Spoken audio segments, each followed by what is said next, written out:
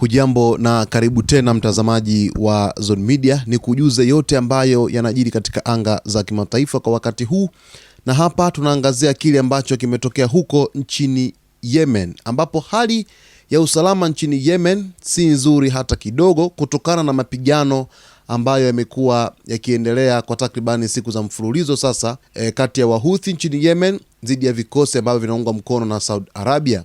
Taarifa inasema vikosi vya Yemen vimeanzisha operesheni kubwa ya kijeshi dhidi ya maeneo yanayodhibitiwa na mamluki wanaoungwa mkono na Saudi Arabia, huku makombora ya balistiki na ndege zisizo na rubani yakilenga vituo vya kijeshi, vituo vya amri na maeneo yenye mkusanyiko wa wanajeshi. Kwa mujibu wa vyombo vya habari vya Yemen, mashambulizi hayo yalifanyika katika maeneo kadhaa yakiwemo Al-Ruwaiki mkoani Marib pamoja na Al-Abri na Wida katika mkoa wa Hadramaut.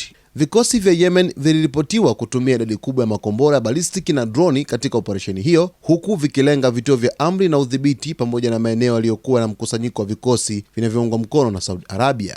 Chanzo cha kijeshi cha Yemen kilichozungumza na televisheni ya Al Masirah kilisema mashambulizi hayo yalisababisha vifo na majeruhi kwa idadi kubwa ya wapiganaji wanaoungwa mkono na Saudi Arabia. Aidha, chanzo hicho kilidai kuwa kambi za kijeshi, magala ya silaha na magari ya kivita yaliharibiwa katika mashambulizi hayo. Kwa upande wake, chanzo cha kijeshi cha Saudi Arabia kilichozungumza na shirika la habari la AFP kwa sharti la kutokutajwa jina kilisema mashambulizi hayo yamesababisha vifo vya angalau watu 58 huku wengine kadhaa wakijeruhiwa. Kwa upande wake, chanzo cha kijeshi cha Saudi Arabia kilichozungumza na shirika la habari la AFP kwa sharti la kutokutajwa jina kilisema mashambulizi hayo yamesababisha vifo vya angalau mamluki 58 huku wengine kadhaa wakijeruhiwa. Ripoti ya Al Masirah imeeleza kuwa hatua ya Yemen kuanza kufanya mashambulizi ya mapema dhidi ya maeneo inayoyaona kuwa ni ya kijeshi inalenga kuvuruga maandalizi ya vikosi vya Saudi Arabia na kupunguza uwezo wao wa kuamua muda na eneo la mashambulizi yajayo. Gavana wa Marib Al-Tuaiman pamoja na gavana wa Hadramaut Lukman Baras wametoa taarifa tofauti kuwaonya wananchi wa Yemen dhidi ya kujiunga na kile walichokiita safu za adui. Wakati huo huo, serikali ya Yemen yenye makao yake Sanaa imepongeza operesheni hiyo ikisema vikosi vya taifa viko tayari kulinda nchi na kupambana na kile inachokiita mzingiro wa Saudi Arabia. Baraza kuu la kisiasa la Yemen limesema sera yake itaendelea kuwa mzingiro kwa mzingiro na ongezeko la mapigano kwa ongezeko la mapigano hadi pale Yemen itakapopata uhuru na kujitawala.